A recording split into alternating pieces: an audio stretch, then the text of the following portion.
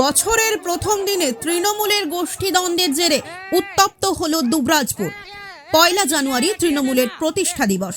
বৃহস্পতিবার সকালে প্রতিষ্ঠা দিবসের পতাকা উত্তোলনকে ঘিরে গোষ্ঠীদ্বন্দ্ব শুরু হয় দুবরাজপুর ব্লকের হেতমপুর গ্রামে। হেতমপুর পঞ্চায়েতের প্রধান ও উপপ্রধান এই দুই গোষ্ঠীর দ্বন্দ্বে উত্তপ্ত হয় এলাকা। দলীয় পতাকা নামানো ও ছেঁড়ার অভিযোগ পঞ্চায়েত সদস্য শেখ হেরাস্তুল্লাহ ওরফে উজ্জ্বলের বিরুদ্ধে। খবর পেয়ে ঘটনাস্থলে পৌঁছায় দুবরাজপুর থানার পুলিশ। পুলিশের মধ্যস্থতায় বিষয়টি তৎক্ষণাৎ মিটে গেলেও দুপক্ষই পরে অভিযোগ জানাতে উপস্থিত হয় দুবরাজপুর থানায়। পুলিশ থানা চত্বর ফাঁকা করার নির্দেশ দিলে পুলিশের সঙ্গে বচসায় জড়িয়ে পড়েন উপপ্রধান শেখ সাবুর আলী ও তার দলবল। শুরু হয় তৃণমূল নেতাকর্মী ও পুলিশের মধ্যে ধস্তাধস্তি। পুলিশের ওপর পক্ষপাতিত্বের অভিযোগ তোলেন হেতমপুর অঞ্চলের কার্যকরী সভাপতি অভিনিবেশ রায়।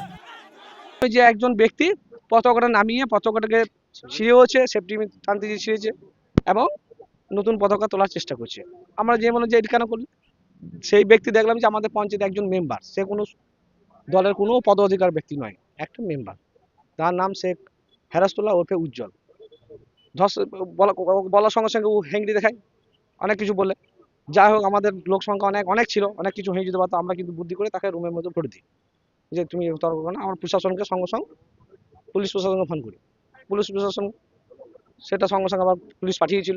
তারপর আমার রফিল ভাইকে, আমাদের দুবাইগুলোকে কনভেনার রফিল ভাইকে জানাই। রফিল ভাই আমাদের জন্য করা উচিত হয়। এরপর আমরা থানাতে এলাম রফিল ভাই দেখা করতে। রফিল ভাইকে দেখা করার সঙ্গে সঙ্গে রফিল ভাই বলছে তোমরা বেশ একটু যাও, দেখছি সব, কোনো কিছু করার দরকার নেই বা এফআইআর করার দরকার নেই। আমার দলের শৃঙ্খলা মানি। যখন রফিল ভাই কনভেন্স ওনার কথা শোনা, তারপরে ওসি সাহেব হঠাৎ করে এসে বেরিয়ে গালাগালি মন্দ, এবং আমি একটা উপপ্রধান, আমাকে কিন্তু ধাক্কা দিয়ে বার করার চেষ্টা করি। যেহেতু এটা একটা পার্টির দলের প্রতি অবমাননা, দলের প্রতি পতাকা ছিঁড়া মানে দলকে অসম্মান করা, তার বিরুদ্ধে আমরা একটা থানাতে অভিযোগ দিতে আসি যে তার বিরুদ্ধে যেন ব্যবস্থা নেওয়া হয়। সেই ব্যবস্থা নিয়ে যখন থানাতে আমরা আসি, আমাদের কে কনভেনার সাহেব রফিউল খান ছিলেন, উনি বলেন যে আমরা দেখছি বিষয়টা, আমরা বেরিয়ে যাচ্ছি। সেই সময় আমাদের ওসি সাহেব এসে আমাদেরকে ধাক্কাধাক্কি করে, আমাদের উপপ্রধান শেখ সবুর আলীকে ধাক্কা মারে, ইয়ে করে। অথচ অপর যে পক্ষ তারা থানাতে বসে রয়েছে সেই সময়, কিন্তু আমাদেরকে ধরে ধাক্কা দিয়ে বার করে দেওয়া হচ্ছে, টানা হিজড়া করা হচ্ছে, বলছে যে তোমাদেরকে অ্যারেস্ট করে নেবো বা লাঠি বার করার কথা চলছে, অকথ্য গালাগালি করছে। এরকম কেন হবে? তাহলে কি দলটা 2-3 জন ব্যক্তি করছে, বা থানাটা কি 2-3 জন ব্যক্তি চালাচ্ছে? অন্য মানুষেরকে অভিযোগ দেওয়ার বা অভিযোগ জানানোর কোনো অধিকার নেই? আমাদের এটাই বক্তব্য। আজকে দেখেন, আজকে প্রতিষ্ঠা দিবস ছিল। কালকে আমাদের যত লোকজন ছিল সবাইকে আমরা বলি যে কালকে 9টায় সবাই আসবেন, এখানে প্রতিষ্ঠা দিবস আছে, আমরা সবাই মিলে পতাকা উত্তোলন করব। সেই ইতি অবসরে আমি যখন 9টার সময় যাই, ওখানে আমাদের একটা স্বনির্ভর দলের ওইখানে একটা পতাকা উত্তোলন ওইখানে করা হয়। তো ওইখানে যেয়ে আমি দেখি যে একটা পতাকা অলরেডি ওই ছোটো মতন নোংরা পতাকা লাগানো ছিল। সেটা ওইখানে আজকে হাট ছিল, ছেঁড়া ফাটাও ছিল। তো ওখানে লোকরা আমাকে বলছে যে তোমরা আজকে পার্টির প্রতিষ্ঠা দিবস, তো তোমরা কি পতাকা লাগিয়েছো? তো আমিও দেখলাম যে হ্যাঁ, পতাকাটা নোংরা রয়েছে এবং ছেঁড়া ফাটা রয়েছে। সেইটাকে নামিয়ে আমি ওই বড় পতাকা একটা লাগাচ্ছিলাম চেঞ্জ করার জন্যে। সেটাকে নামিয়ে বড় পতাকা লাগিয়ে নিয়ে আমি উঠাচ্ছিলাম। ইতি অবসরে ওরা এসে আমার সাথে ঝামেলা করে যে তুমি পতাকা ছিঁড়ে দিয়েছো, তুমি এই করছো, নানা রকম ব্লেম দেয়। সেইখানে ধস্তাধস্তি হয়।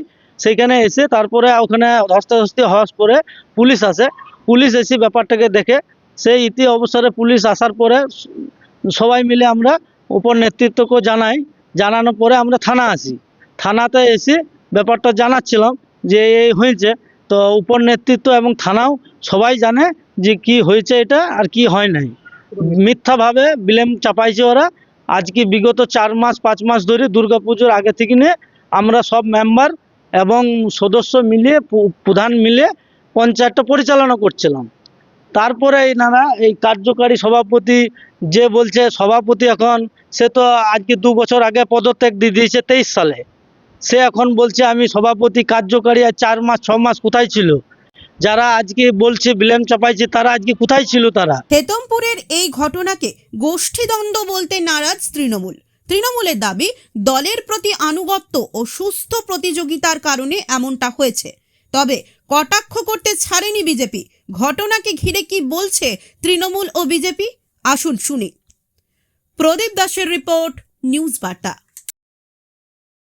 না, কোনো মতে এটা গোষ্ঠীদ্বন্দ্ব নয়। গোষ্ঠীরও এখানে কি আছে? এখানে কোনো গোষ্ঠীদ্বন্দ্বের ব্যাপারই নেই, কোনো গোষ্ঠীদ্বন্দ্ব নেই। পুরোটাই হেতমপুর পঞ্চায়েতের এবং অঞ্চলের ব্যাপার। সেখানে ব্লকের 2 কনভেনার ছিলেন, ব্লকের আরও অন্যান্য নেতৃবৃন্দ ছিলেন, সবাই মিলে বসে এটাকে ঠিক করে নেওয়া হয়েছে। আশা করি এটা নিয়ে আর কোনো ভবিষ্যতে গণ্ডগোল হবে না। দেখুন, এই দ্বন্দ্বটা এমন কোনো দ্বন্দ্ব নয় যেটাকে নিয়ে বড় করে দেখানো যেতে পারে। দ্বন্দ্ব তো থাকতেই পারে, আরও কত বেশি কাজ করতে পারবো, আমি কত বেশি কাজ করব, আমার কত বেশি প্রভাব হবে। এটা তো একটা সুস্থ প্রতিযোগিতা নিজেদের মধ্যে আছে। এটা আমরা চেষ্টা করব যত তাড়াতাড়ি সম্ভব হয় নিজেদের মধ্যে বসিয়ে ব্যাপারটা যতটা সম্ভব নিউট্রালাইজ করা। আগামী নির্বাচনকে পাখির চোখ করে আমরা সবাই মিলে যাতে একসাথে এগিয়ে যেতে পারি এবং বিজেপিকে এখানে পর্যদস্ত করতে পারি, সেই জন্য আমরা সবাই মিলে চেষ্টা করছি।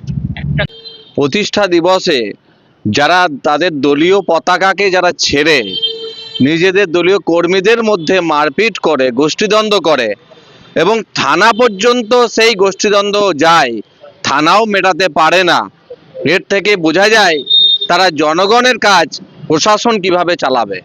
তাই মানুষ ঠিক করে ফেলেছে, নতুন বছর শুরু হলো, 2026 সালের নির্বাচন, তৃণমূলের বিসর্জন।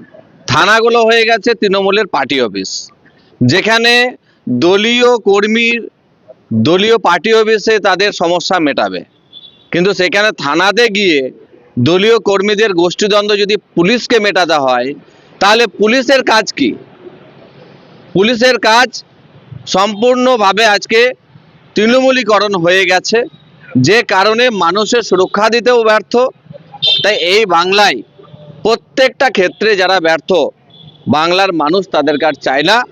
তাই আগামী দিনে পশ্চিমবঙ্গে নতুন সূর্যের উদয় হচ্ছে।